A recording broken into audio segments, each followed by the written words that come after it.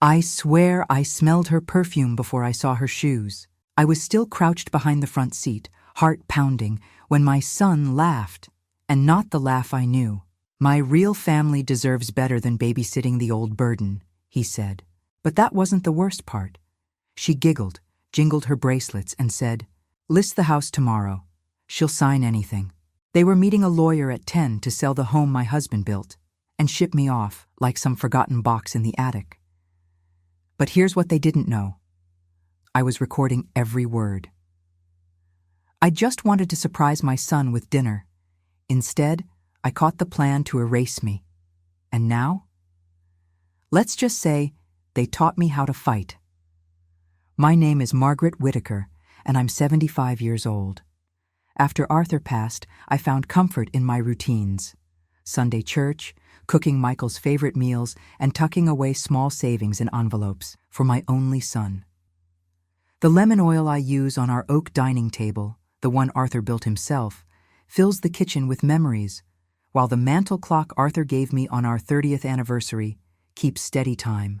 My late husband Arthur taught both me and his business partner Evelyn the importance of careful documentation, a habit I've never abandoned. These days, my son Michael, once so attentive, barely glances at the family photos when he visits, too busy with his new wardrobe and mysterious schedule changes. My fingers trace Arthur's handwriting in our old ledger, reminding me that protection sometimes requires precision. But let me start from the beginning. You know what they say about good intentions paving certain roads?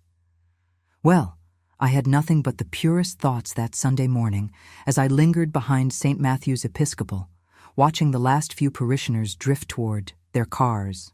The spring air held that special kind of warmth that always made me think of baking bread and long afternoons. I'd planned this little surprise for weeks. Michael had been so distant lately, buried in work and rushed visits, that I thought maybe a bit of motherly mischief might bring back his smile. You remember being young, don't you? Sometimes we all need a reminder of simpler days. The church parking lot was nearly empty when I made my move. Michael's silver sedan sat right where I knew it would be. Third spot from the lamp post, where he always parked. I tested the back door handle, and sure enough, it opened without a sound. He never did remember to lock up after church. Just like when he was 12, I whispered to myself, settling into the back seat. The vinyl upholstery had that cool, clean smell he always maintained, and somewhere under me, a spring squeaked, softly as I shifted. A little blue light blinked from his phone charger, casting tiny shadows across the dashboard. I tucked my cream-colored shawl around my shoulders and lowered myself behind the passenger seat, already imagining his surprise laugh when I'd pop up at his apartment. I had everything planned. I'd make his favorite beef stew, the one Arthur taught me years ago. The church bells struck 11, their deep tones rolling across the lot. Perfect timing. The last service had just ended. I'd chosen this Sunday carefully, the last one before month's end, because Michael always stayed late to help count the collection. Or at least, that's what he'd told me. Footsteps crunched on the gravel outside, but something wasn't right. Instead of Michael's familiar steady stride, I heard 2 sets of feet and the delicate clink of bracelets. A woman's laugh, low and intimate, made my stomach tighten. The driver's door opened first, and I caught Michael's cologne, stronger than he usually wore it. Then the passenger door, and a wave of unfamiliar perfume flooded the car, something expensive and overwhelming. I pressed deeper into my hiding spot, my heart suddenly racing. This wasn't part of the plan at all. "I can't believe you still come to this little church," the woman said, her voice dripping with amusement. "It's so quaint." Michael's laugh wasn't the one I knew. "Old habits. Besides, it keeps her happy." "Her?" The woman's bracelets clinked again as she settled into her seat. "Oh, you mean your mother. Really, Michael, when are you going to stop playing the dutiful son? My real estate contact says that house of hers would fetch a fortune in this market." My fingers dug into the shawl, and I had to remind myself to breathe quietly. The engine hummed to life, and Michael's voice turned harder than I'd ever heard it. "My real family deserves better than waiting around while I babysit the old burden," he said. "That's why we're meeting the lawyer tomorrow. Everything's almost ready." I sat there, frozen, as the car pulled away from St. Matthew's. The blue light from the phone charger kept blinking, steady as a metronome, while my world tilted sideways. In that moment, the son I thought I knew vanished, replaced by a stranger wearing his face, speaking with his voice, but harboring a heart I didn't recognize at all. The car pulled onto Main Street while I huddled there, my heart hammering so loud I worried they'd hear it. My hands went clammy against my shawl as the woman, this stranger who'd slithered into my son's life, continued her assault. "That neighborhood's red hot right now," she purred, her bracelets jingling as she gestured. "My contact says we could list it tomorrow and have multiple offers by Friday. Cash buyers, Michael. No waiting around. You ever feel like you're drowning in perfectly still air?" That's how it was, sitting there, forcing myself to breathe slowly. 1, 2, 3. Just like Arthur taught me during his panic attacks. "Keep it steady. Keep it quiet. The timing's perfect," Michael replied, and I barely recognized his voice. "She's been talking about how the house is too much work anyway. Once we get her signature on those papers, and into that sweet little assisted living place I found," the woman cut in. "Everyone wins. She gets care, we get capital, and you finally stop playing errand boy to the old burden." My chest squeezed tight, like someone had wrapped steel bands around it, but underneath the pain, a small voice in my head, sounding remarkably like Arthur, whispered, "Keep recording, Maggie." See, I'd set my phone to voice memo before service, planning to capture the choir's new hymn arrangement. Now it sat in my pocket, catching every cruel word, every scheming suggestion. Sometimes the Lord works in mysterious ways, doesn't he? "The taxes alone are killing me," Michael complained, turning onto Cedar Ridge Drive.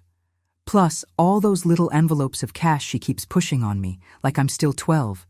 It's embarrassing." Those envelopes represented years of careful saving, dollars tucked away from grocery money, from utility bills I'd trimmed by wearing sweaters instead of turning up the heat. Each one had been a love letter to my son, and here he was, spitting on them. "Well, once we close on the house, you won't have to worry about any of that anymore," his companion said. "We can finally take that trip to Tuscany I've been planning. I've already got the perfect villa picked out." The car slowed, and I pressed myself deeper into the shadows. They were pulling up to what I assumed was her place, one of those new luxury condos downtown, judging by the valet stand I glimpsed through the window. "I'll call you once I'm done with dinner at her place," Michael said. "The lawyer's meeting us at 10 tomorrow, right?" "Mm-hmm. Don't let her guilt you into staying late. You know how these mother types are. They'll suck up every minute if you let them." Their goodbye kiss seemed to last forever.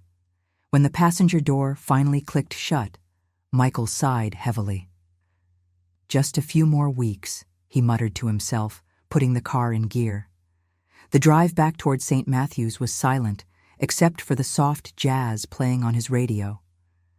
I kept counting breaths, kept my body still, though every fiber of me wanted to sit up and demand answers. But Arthur's voice stayed with me. Evidence first, confrontation second. Michael pulled into the church lot, probably planning to drop off his weekly donation envelope. The moment he stepped out, I slipped from the car like a shadow, my legs shaking but holding. By the time he returned, I was already around the corner, my phone clutched tight against my chest. The walk home gave me time to steady myself, though each step felt like I was wading through molasses. The spring air that had seemed so sweet just hours ago now tasted bitter on my tongue. Funny how betrayal can change the whole world's flavor, isn't it? I reached my front porch just as dusk was settling in. The porch light clicking on automatically. Arthur had installed that timer years ago, always thinking ahead. My key slid into the lock, and I forced myself to hum a little tune, just in case any neighbors were watching. The facade of normalcy was crucial now. Inside, I leaned against the closed door and finally let my hands shake. But only for a moment. Michael would be arriving for our regular Sunday dinner soon, expecting to find his dutiful mother puttering around the kitchen, blissfully ignorant of his plans. Well, he'd find me in the kitchen all right. But first, I had a voice recording to save in 3 different places. I'd made Michael's favorite meatloaf, the one with bits of bacon mixed right in, just like he loved as a boy. Old habits die hard, I suppose, even when your heart's been crushed flat as a communion wafer. Before setting the table, I picked up Arthur's photograph from the mantel, the one where he's smiling in his workshop. We had this little ritual, you see. Placing his picture at the head of the table for Sunday dinners made it feel like he was still watching over us. "You wouldn't believe what I heard today, old friend," I whispered to the frame, straightening it just so. The kitchen timer chimed at 6:30. Michael usually arrived by 6. I checked my phone. No messages. The meatloaf stayed warm in the oven while I adjusted the green beans and potatoes, making sure everything looked perfect. You ever notice how we sometimes polish the silver extra bright when our worlds are falling apart?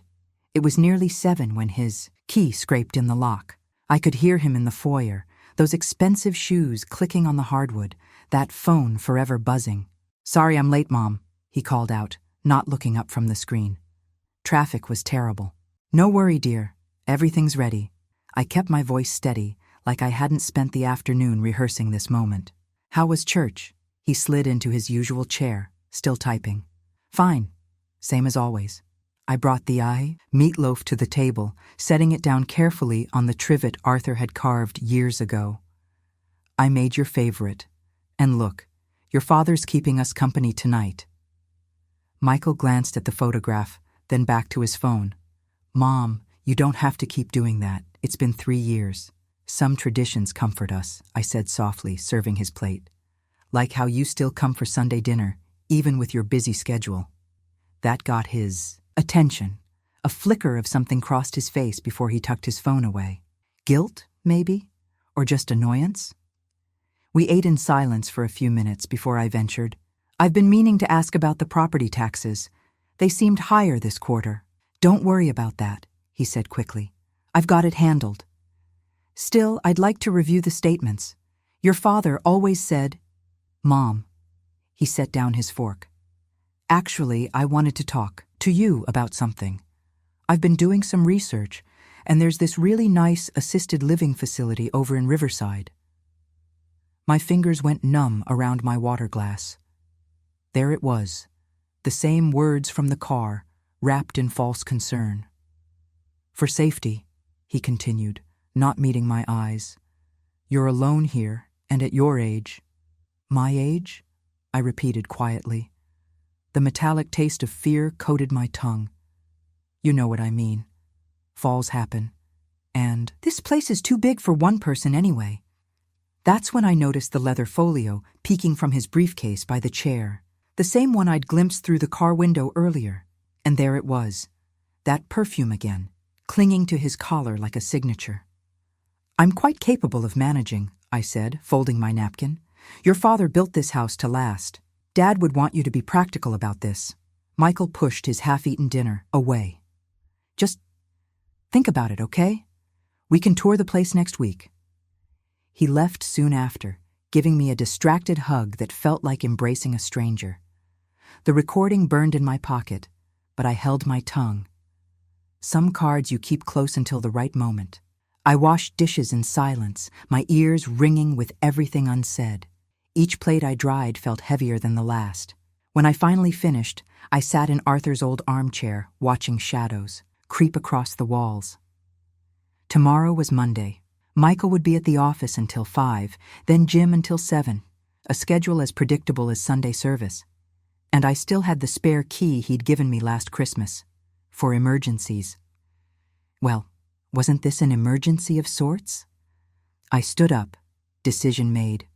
Tomorrow afternoon, I'd drop off a casserole at his house, such a thoughtful mother, leaving dinner for her hard-working son.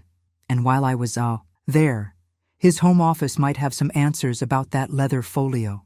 The next afternoon, I pulled into Michael's apartment complex, a casserole dish warming the passenger seat. You know those moments when your heart's racing, but your hands are steady? That was me, clutching that Pyrex like a shield. The security guard recognized my car. I'd been bringing meals since Michael moved in. "Afternoon, Mrs. Whitaker. Your boy's not home yet." "Oh, "I know, dear. Just dropping off dinner." I held up the spare key. "He's working so hard lately." The elevator seemed slower than usual. Each floor chimed like a countdown, reminding me of Sunday afternoons when Arthur would wind our mantel clock, explaining how timing was everything in life. "Never rush," he'd say, "but never waste a minute either." Michael's apartment still had that unlived-in feel. No photos, no personal touches. Just sleek furniture that probably cost more than our first house. I placed the casserole in his pristine fridge, between takeout containers and energy drinks. "Just need to use the restroom before heading back," I announced to the empty room. Silly maybe, but it felt important to say it out loud, like leaving a trail of breadcrumbs behind my intentions. The home office door was ajar. Sunlight streamed across his desk, highlighting that leather folio like a spotlight on evidence. My fingers trembled as I approached, not from age, but from knowing I was crossing a line I could never uncross. The folio opened with a soft creak. There, in crisp black and white, lay papers that turned my world sideways. Deed transfer documents. My name already filled in with handwriting that wasn't mine. A notary line waited empty at the bottom, dated for the last day of the month. My phone felt heavy in my hand as I photographed each page. The timestamp blinked in the corner, 2:47 p.m., like a digital witness. I made sure to capture every detail: the forged signature, the property description, even the coffee ring on page 3. "Evidence needs details," Arthur always said. Some sheets stuck together. I carefully separated them, making sure nothing creased or tore. Everything had to go back exactly as I found it. No disturbed dust, no shifted papers, nothing to suggest I'd been there. The final page spelled out what I'd feared. The transfer would complete at month's end unless legally challenged. 13 days. Less than 2 weeks to stop my own son from stealing my home. I closed the folio with hands that had aged decades in minutes. The leather felt cool against my palms as I aligned it precisely where I'd found it. Then I straightened up, smoothed my skirt, and walked out just as carefully as I'd entered. The drive home passed in a blur. Sunset painted the kitchen in amber light when I finally sat down at my table. The mantel clock ticked louder than usual, each second dropping like a stone in still water. I picked up the phone 3 times to call Evelyn. She'd know what to do. She always did. But each time, my finger hovered over her name and froze. Calling her meant admitting Michael's betrayal out loud, making it real. What kind of mother reports her own child? What kind of son makes it necessary? The clock struck 8, then 9, then 10.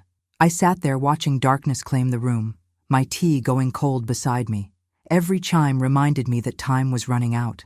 At dawn, I watched the sun paint my kitchen the same soft gold as yesterday, as every morning before, but nothing felt the same. My reflection in the window looked older, harder somehow. I picked up the phone, again. But this time my finger didn't hesitate over Evelyn's number. Sometimes loyalty to the truth matters more than loyalty to blood.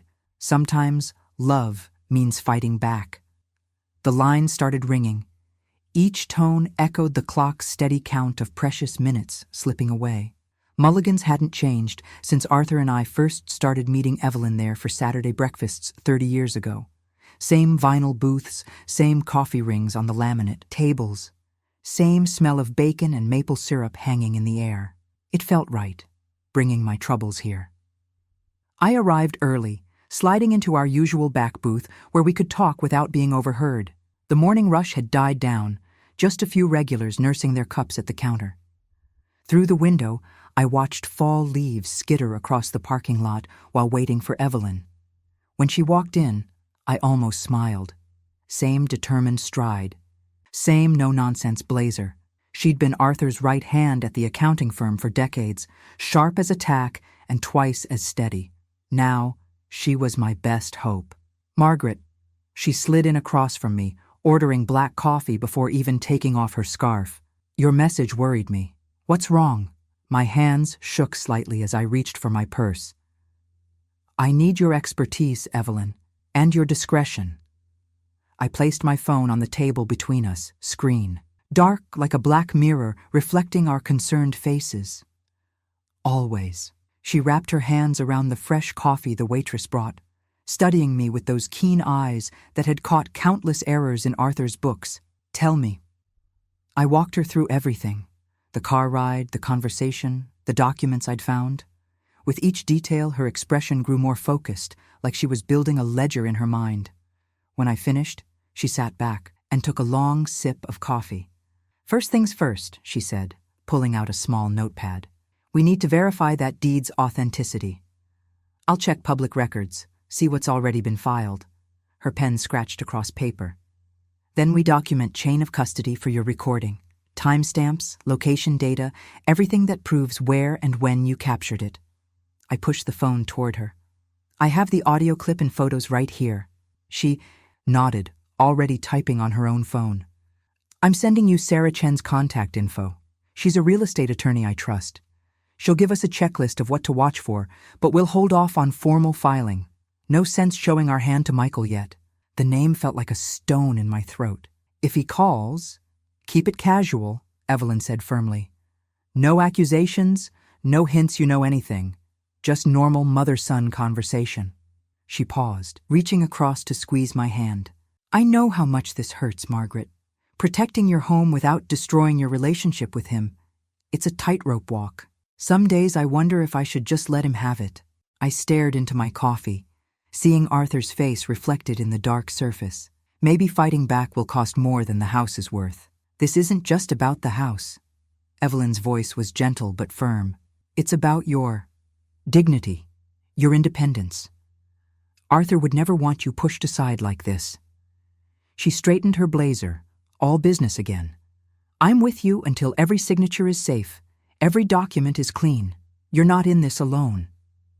The morning sun caught her silver hair, reminding me of all the years she'd sat in that same booth, helping Arthur sort through client problems. Now she was here for me, steady as ever. What's our next step? I asked.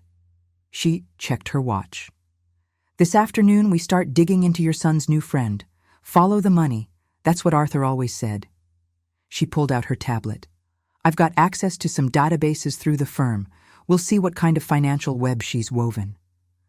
I felt a weight lift from my shoulders, just having a plan, having an ally. Thank you, Evelyn.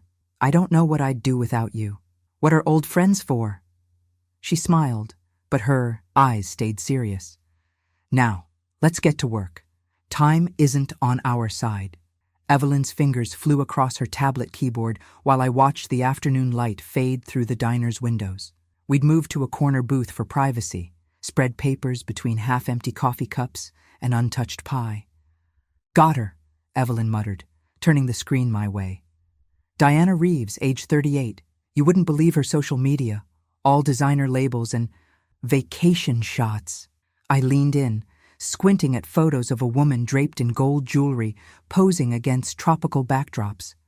The same woman who'd sat in my son's car plotting to take my home. Those bracelets she wears, they caught the light when she got in Michael's car. Interesting timing on these posts. Evelyn scrolled through dates, luxury shopping sprees right after each of her, let's call them relationships, ended. 3 divorces in 7 years, Margaret. Each ex-husband claims she drained joint accounts before leaving. My stomach twisted. Had Michael fallen into a practice trap? What else? Hold on. Evelyn switched tabs to a county court database. Here we go. Collection judgments filed last month. Credit card debt, $47,000. Car repossessed 2 weeks ago. And look at this timing. She met Michael right after her Mercedes got towed. The pieces clicked into place with terrible clarity. She's using him to pay her debts. My house would give them quick cash. And you'd be out on the street. Evelyn's voice hardened as she pulled up more records. 3 more creditors filed notices this week. She's drowning in debt, Margaret. Your equity would be her life raft. I remembered the hungry way she'd eyed my wedding ring in the car's rearview mirror. What do we need for court to stop this? First, certified copies of these judgments. Evelyn grabbed her notepad, making a list. They show pattern and motive. Then your written statement about the car conversation. Every detail you remember about the real family comment and house sale discussion. The recording too? Absolutely. We'll need a notarized affidavit explaining exactly when and where you made it. After church, in Michael's car, including the date. She checked her watch. The court will want clean chain of custody on that audio file. My hands trembled slightly as I opened my phone's voice memo app. Here, I haven't touched it since Sunday.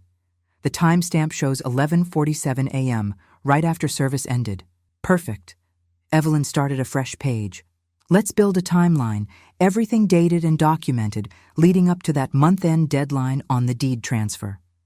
We worked methodically through the afternoon. I wrote out my car ride statement while Evelyn organized court records into crisp manila folders. Each piece of evidence felt like a brick in a wall between my son and disaster. Look at this, Margaret. Evelyn laid out our timeline, sticky notes marking key dates. Diana's car repossession, meeting Michael, the fake deed papers. It all happens in a 3-week span. No coincidence there. I touched the final date, the end of the month when Michael planned to transfer my deed. We have 8 days. More than enough time to get our documentation in order. Evelyn stacked the folders with precise movements. The court will see this for exactly what it is, a predatory scheme targeting a widow's home equity. Watching her organize our defense brought back memories of Arthur at his desk, teaching me the importance of keeping careful records. Remember when Arthur made us document every household repair? I asked, softly. Said you never know when you'll need proof of what's yours. He was a wise man. Evelyn squeezed my hand. And he'd be proud of you fighting back. I studied our assembled evidence, the judgments, the timeline, my statement ready for notarizing. Maybe there was still hope. I should talk to Michael first, I said. Give him a chance to stop this before we go to court. Tomorrow morning, Evelyn agreed. But remember, no details about what we've found. Just one clear chance to back out gracefully. I nodded, gathering my purse. The weight of the day settled on my shoulders, but underneath I felt something stronger. Determination. Armed with truth and documentation, I could face whatever came next. My phone buzzed at 5:47 a.m. with that horrible chime, the one banks use when they're about to ruin your morning. I fumbled for my reading glasses, squinting at the screen. Account. Balance alert. My chest tightened before I even read the number. $127.42. That couldn't be right. Just yesterday I'd had over $12,000 saved. My fingers trembled as I logged into the banking app, hoping it was some digital hiccup. But there it was in stark numbers. A massive withdrawal had cleared overnight, leaving barely enough to buy groceries. You know that moment when the floor seems to tilt under your feet? That's what hit me as I threw on clothes and grabbed my car keys. The early morning streets were empty as I drove to the bank, rehearsing what I'd say. How do you explain that your own son might have stolen your savings? The branch manager, Mrs. Chen, recognized me from all those years depositing Arthur's business checks. Mrs. Whitaker, you're here awfully early. I need to see the signature cards, I said, trying to keep my voice steady. For yesterday's withdrawal. She clicked through screens, then frowned. Let me print these for you. The printer hummed, spitting out papers that she laid on the desk between us.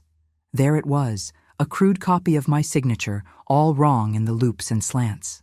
Arthur had taught me to sign with a precise tilt to the W, but this version wobbled like a child's attempt. My hands started shaking as I stared at that forged name, proof that my own flesh and blood had betrayed me so completely. Mrs. Whitaker? Mrs. Chen's voice seemed to come from far away. My vision blurred around the edges, and I had to focus on breathing, in through the nose, out through the mouth, just like the doctor taught me after Arthur passed. I need some air. I barely made it to my car before the tears started. The parking lot swam in front of me as I pulled out my phone, thumb hovering over Michael's number. Maybe I should just give in. Sign over the house, take whatever small apartment they offered, fade away like they wanted. It would be easier than fighting my own son in court. A tap on my window made me jump. Evelyn stood there holding a thermos, her face set in that determined expression she used to get when handling difficult clients at Arthur's firm. I hadn't called her. Somehow, she just knew. "Drink this," she said, sliding into the passenger seat and pressing the warm thermos into my hands. "It's your favorite Earl Grey with honey." The familiar scent steadied me as I took a sip. "He emptied my account, Evelyn. Used a fake signature to take almost everything." "That's not taking, Margaret. That's fraud."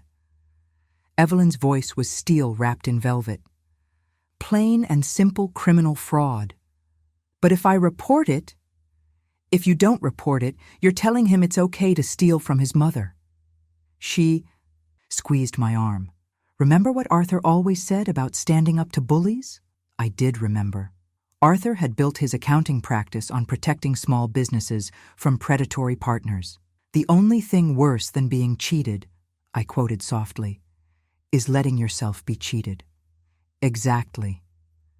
Evelyn straightened her shoulders.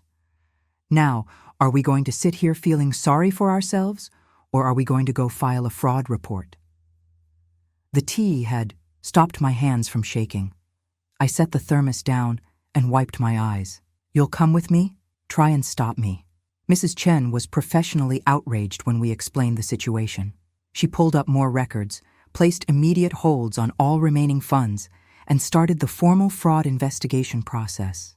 Each signature on each form felt like another brick in the wall between me and surrender. Later that evening, I stood in front of Arthur's old mantel clock, watching the seconds tick away toward that end-of-month deadline. The house felt too quiet, filled with the ghosts of happier times. But as I touched the polished wood of the clock face, I made myself a promise. I would fight, not just for the money or the house, but for every widow who'd ever been seen as an easy target. The next morning, Evelyn and I met with the attorney she'd found. Caroline Mills, a sharp-eyed woman who'd spent 30 years protecting seniors from financial abuse. She spread folders across her desk while I told my story, nodding at key points and taking precise notes. "The timing works in our favor," she said, tapping her calendar. "If we file the petition to void the transfer 72 hours before month-end, your son's team will have minimal time to countermaneuver." I thought of all those years watching Arthur prepare for tough cases, how he'd drill witnesses until their testimony flowed like water. "What do you need me to say in court?" "Keep it simple." Caroline pushed a yellow legal pad toward me. "Write down exactly what you heard in the car that Sunday. Time, place, and their exact words. We'll have the audio transcript to back you up, but the judge needs to hear it from you first." For the next hour, we shaped my testimony into clean, unshakable facts. The church service ended at 11:05. I entered Michael's car at 11:20. The mistress's jewelry clinked at 11:35. Then those cruel words about real family at 11:37. "Good," Caroline said when we finished. "Now let's organize the exhibits." Evelyn pulled files from her briefcase. The photos I'd taken of the forged deed, printouts of the mistress's debt judgments, the bank's fraud report with that wobbling fake signature. Each piece of evidence felt like another brick in the wall we were building. "We'll file first thing Monday morning," Caroline said. "That gives Michael barely 48 hours to respond before the deed deadline. The temporary restraining order should freeze everything until the judge rules." I let out a breath I hadn't realized I was holding. Finally, a clear path forward. "What else do we need?" "Just your signature on these." Caroline slid several documents across her desk. The petition itself, the TRO request, and her phone buzzed. She glanced at it, then went very still. "Caroline?" Evelyn leaned forward. "What is it?" "A courtesy notice from the probate court." Caroline's voice was carefully neutral. "Michael filed a petition this morning. He's seeking emergency guardianship over Mrs. Whitaker, claiming she's mentally incompetent." The room tilted sideways. "What?" "It's a tactical move," Evelyn said quickly. "If he can convince a judge you're not competent to manage your affairs, you won't have standing to challenge the deed transfer." My hands clenched in my lap. He's trying to erase me, not just from my home, but from everything. We're not letting that happen. Caroline was already typing. When was your last physical, Mrs. Whitaker? 3 months ago. Dr. Patterson's been my physician for 20 years. Perfect. Evelyn, can you get her there today? We need a current evaluation declaring her competent before the guardianship hearing. Evelyn nodded. I'll call right now. She stepped into the hallway with her phone. What about character witnesses? Caroline asked. People who interact with you regularly? I thought for a moment. Mrs. Chen from the bank. She's known me for decades. And Reverend Thomas from church. He counseled me after Arthur passed. Good choices. I'll contact them both. Caroline started a new list. The guardianship hearing will happen simultaneously with the deed challenge. We'll need to defend your competency while also proving the fraud.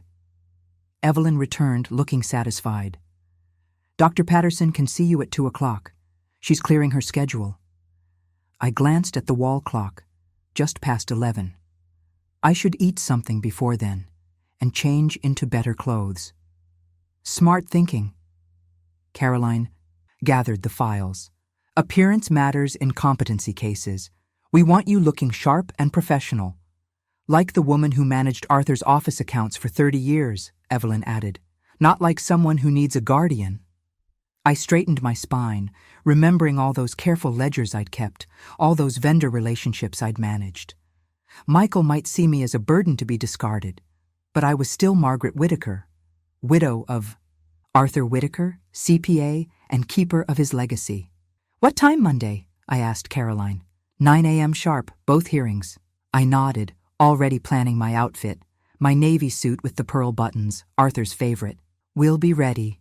The morning sun slanted through Caroline's window as we gathered our things, casting long shadows across her desk. 2 business days until the hearings. 48 hours to defend both my home and my very identity. The fluorescent lights hummed overhead as I smoothed my navy suit skirt, fingers brushing those pearl buttons Arthur had always admired. The courthouse hallway smelled of lemon cleaner and anxiety, that particular mix you get when lives hang in the balance. All rise, the bailiff called at 9 sharp. Judge Marshall entered, her silver hair cropped short, reading glasses perched low on her nose.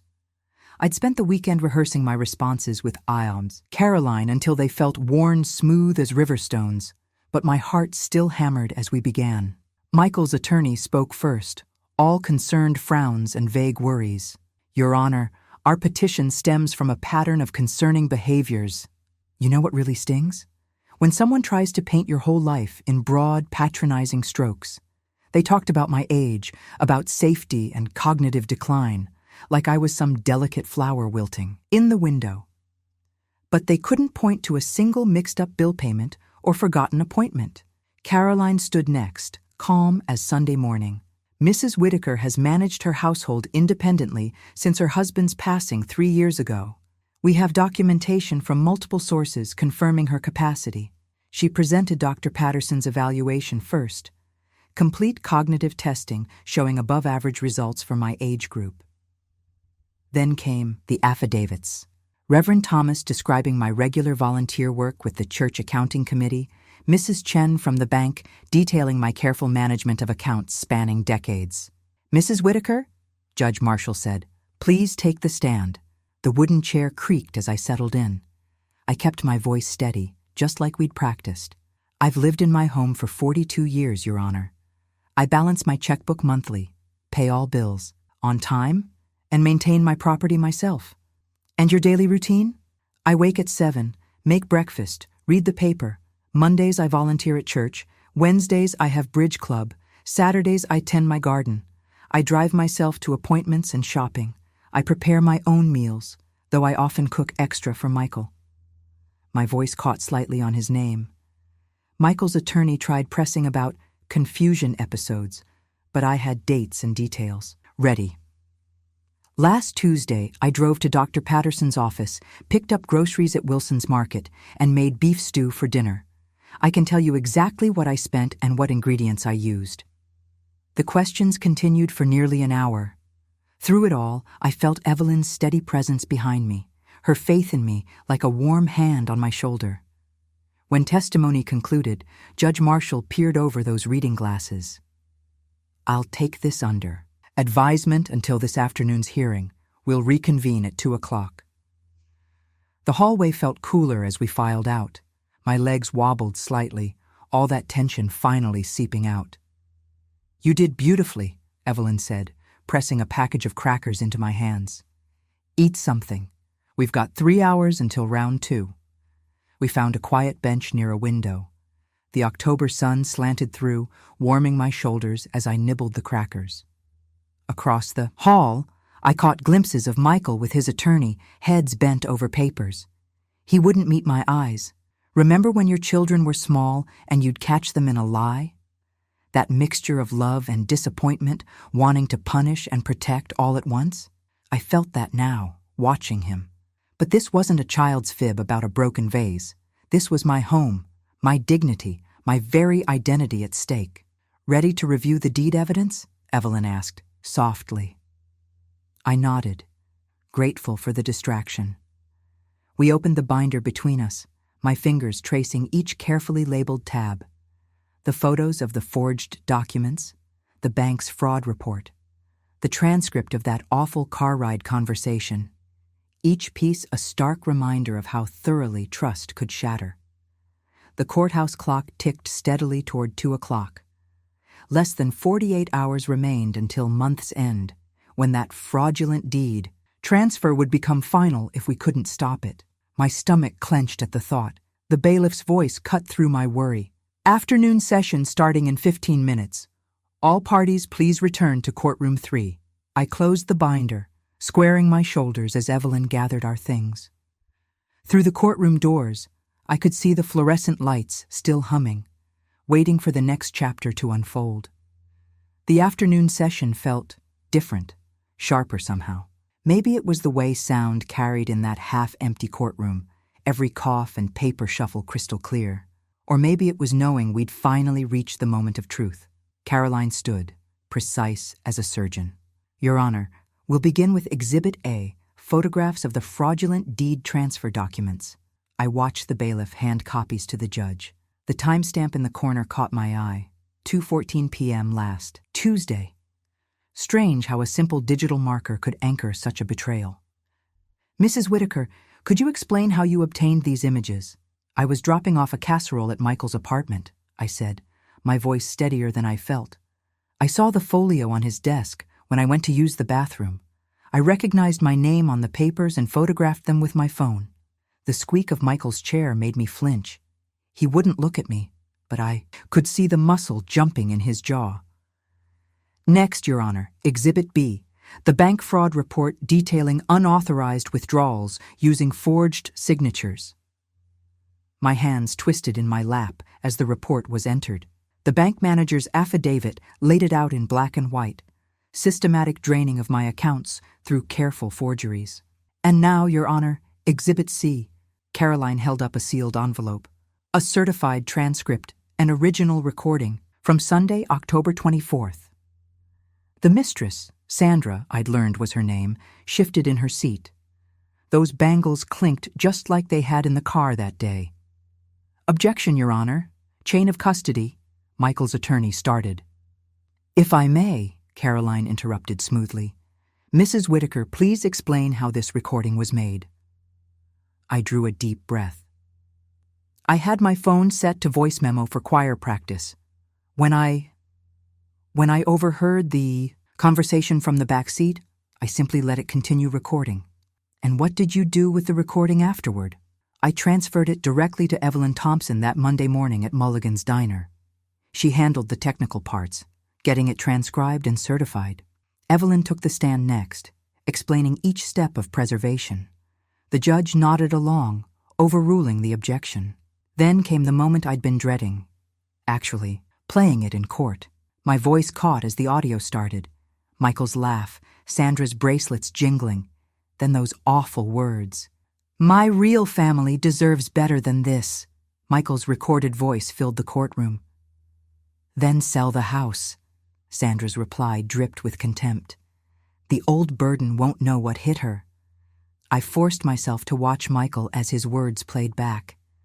The color drained from his face. Sandra's perfectly manicured, nails dug into her armrest. "Your Honor," Caroline said when the recording finished, "I'll remind the court that the fraudulent deed transfer is set to record in less than 48 hours, at month's end, without immediate intervention." The judge held up a hand. "I'm aware of the timing, Counselor." She turned to Michael's attorney. "Your witness." Michael's questioning about the folio was painful to watch. He stumbled over dates, contradicted himself about signatures. When pressed about Sandra's involvement, he just kept tugging at his collar. "A brief recess," the judge announced finally, 20 minutes before closing arguments. The screech of chairs filled the air as people stood. Sandra stormed out first, those bracelets angry now. Michael followed, shoulders hunched. I stayed put, hands locked around our evidence binder. The clock on the wall seemed to mock me with its steady ticking, counting down those precious hours until month's end. "Water." Evelyn touched my shoulder gently. I shook my head. How could I drink anything when my throat felt sealed shut with anxiety? The courtroom emptied slowly, whispers trailing in people's wake. Soon it was just Evelyn and me, sitting in that heavy quiet. The fluorescent lights hummed overhead, making the empty judge's bench look stark and imposing. I ran my fingers over the binder's tabs one more time, each piece of evidence a step on this terrible path I'd never wanted to walk. The clock ticked on, marking time until we'd all file back in to hear our fates. The bailiffs' "all rise" jerked me from my thoughts. I gripped the table edge as we stood, my knees wobbling slightly. Ever have that moment when your whole world hangs on someone else's next words? "Be seated," the judge said, adjusting her glasses. "I've reviewed the evidence thoroughly, and I'll address both matters before the court." The scratch of her pen against paper filled the silence. I caught the faint scent of coffee from her bench, the same brand Arthur used to drink every morning at that kitchen table Michael wanted to take away. "Regarding the deed transfer petition," she began, "the evidence is clear and compelling. The attempted transfer cannot and will not stand." She looked directly at Michael. "Any attempt to record this deed or execute similar instruments will be void as a matter of law." My heart stumbled, then steadied. Beside me, Evelyn squeezed my hand. "Furthermore," the judge continued, "given the nature of the bank withdrawals documented in evidence, I'm referring this matter to the district attorney's office for investigation of potential criminal charges." Michael seemed to fold in on himself, his expensive suit suddenly looking too big. Sandra's bangles clinked anxiously as she whispered something to him, but he just stared at the table. As to the competency petition, the judge shuffled papers, and my throat tightened. This was the one that had kept me awake at night. The thought that my own son would try to strip away my personhood. "The court has reviewed extensive documentation from Mrs. Whitaker's physician, including recent cognitive assessments." She glanced at Michael's attorney. "Counsel, your petition appears to be a tactical maneuver rather than a good faith concern for your client's mother. It is denied." The relief hit me like a warm wave. I pressed my palm flat against the table to steady myself, remembering how to breathe normally again. But the judge wasn't finished. "Given the serious nature of these allegations against an elderly parent and the clear attempt to manipulate both property rights and legal capacity, this court is ordering all transcripts and audio evidence to be filed in the public record." Sandra's head snapped up. I watched her perfectly lined lips pull into a snarl. "The public has a right to know when such schemes are attempted against vulnerable adults," the judge added firmly. "Mrs. Whitaker's testimony and the car recording will be available through standard court access channels." That's when I felt it. The shift in the air as Sandra yanked out her phone. Her fingers flew across the screen as she stood, not even waiting for the judge to finish. The click of her heels against the floor was sharp and angry as she pushed through the courtroom doors. "This court stands adjourned," the judge announced, but I barely heard it over the rushing in my ears. My house was safe. My mind was legally sound. The proof would be public. After weeks of feeling like I was drowning in betrayal, I could finally pull in a full breath. "Mom." Michael's voice was rough. He'd moved closer while I was lost in thought. I looked up at my son, this stranger wearing Michael's face, and felt my heart crack all over again. His shoulders had that same defeated slump they'd had when he was 12 and broke Arthur's favorite fishing rod. But we were far past simple accidents now. The court coordinator will contact counsel about signing the orders, the judge said, gathering her files. "Mrs. Whitaker, you're free to go." Free. What a loaded word that was. I was free of the deadline hanging over my head, free of the threat to my home, free of the awful weight of proving my own competence. But I wasn't free of the knowledge that my son, my only child, had tried to erase me from my own life. That would take longer to process. Outside in the corridor, I could hear Sandra's voice rising as she recorded something for her social media. The sharp edges of her words carried through the heavy doors. "Disgraceful treatment. Biased judge. We'll show everyone." Evelyn's arm slipped through mine, sturdy and grounding. "Let's get you home, Margaret. We can deal with whatever circus she stirs up tomorrow." Home. Yes, where Arthur's chair still waited, where the mantel, clock still ticked away reliable seconds, where every window looked out on the life we'd built. The life I'd just fought to keep. The drive home from court felt surreal, like I was floating through someone else's life. But when I turned onto Oak Street, reality started seeping back in. Mrs. Peterson was out watering her hydrangeas, and the way her head snapped up told me the news had already spread.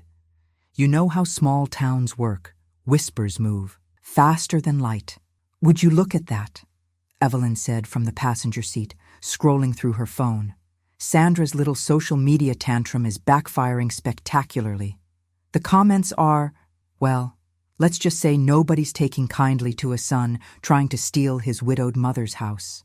I pulled into my driveway, clutching the court papers in their crisp manila envelope.